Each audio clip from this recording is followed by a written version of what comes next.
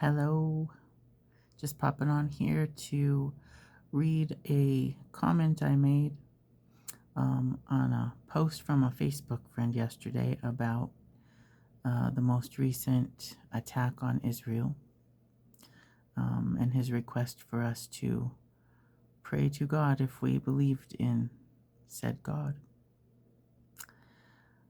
This was my comment in reply to that post. The terrorism needs to be stopped. It's heartbreaking but true.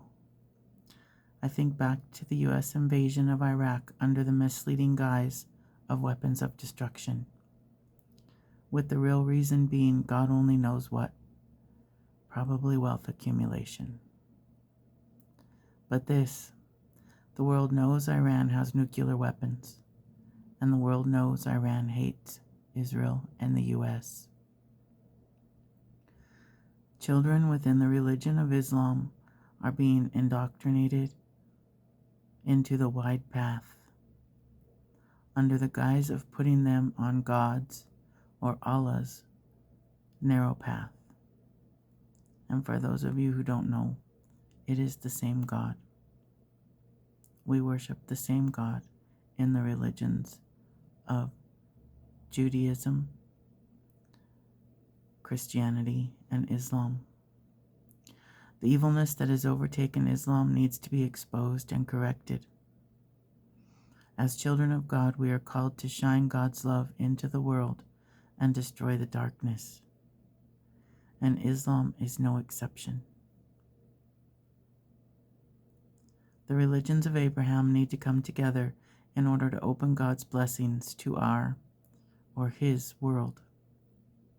This is what God has asked of us since bringing the Israelites up out of Egypt, and truly since making the covenant with us and giving us his rainbow.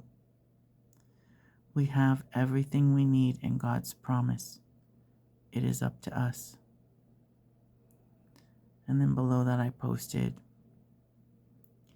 Psalm 119, verses 105 to 112. Your word is a lamp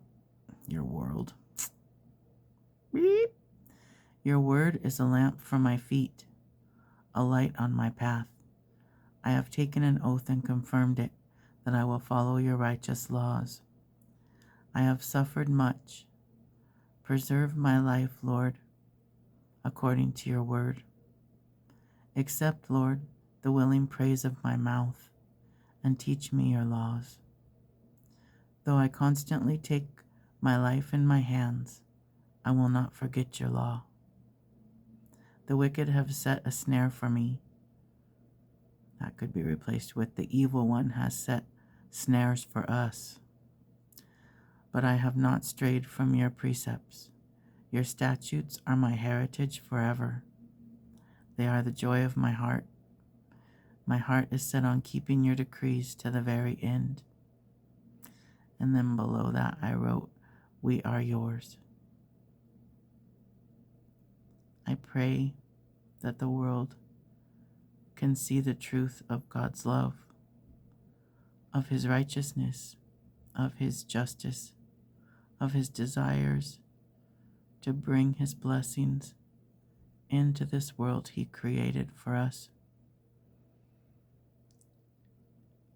I think it's important to know and understand that if we leave this life and we don't go into the next one in front of our God, then we go to a place where God does not exist, nor does any of his goodness. If we think about all the goodness of God that we have in this world, it's everything. It's the air we breathe. It's the wind that blows. It's the water that keeps us alive. It's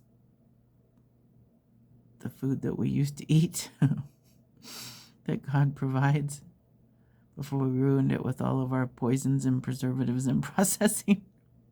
That's not funny. But if we go to a place where none of that is there, let's just start with the fact that we won't even have air to breathe. We'll gasp for every breath, and we'll feel a burning and a tearing away of our flesh, possibly for eternity, if the word is true. No death, just enduring godlessness, pitch dark blackness, with a burning heat, a mocking of the evil ones, while they tear away at our very souls, just to be regenerated again, to go through it over and over again for eternity. But when we turn to God, when we give Him our hearts, and we follow His decrees and His laws and His just righteousness, we get to spend the rest of eternity in His goodness, in His love, and in His everlasting blessings. Every creation on earth deserves that. That's what we deserve. That's what He wants for us. Please seek God with all of your hearts, all of your souls, and all of your minds and might. And when you receive that love, find a way to give it to others so that they can know the truth of God's love and God's goodness. Let's shine the light together and destroy the dark one and all of his darkness, and leave him in his torment, alone, unloved, unwanted, and unrecognized. Amen.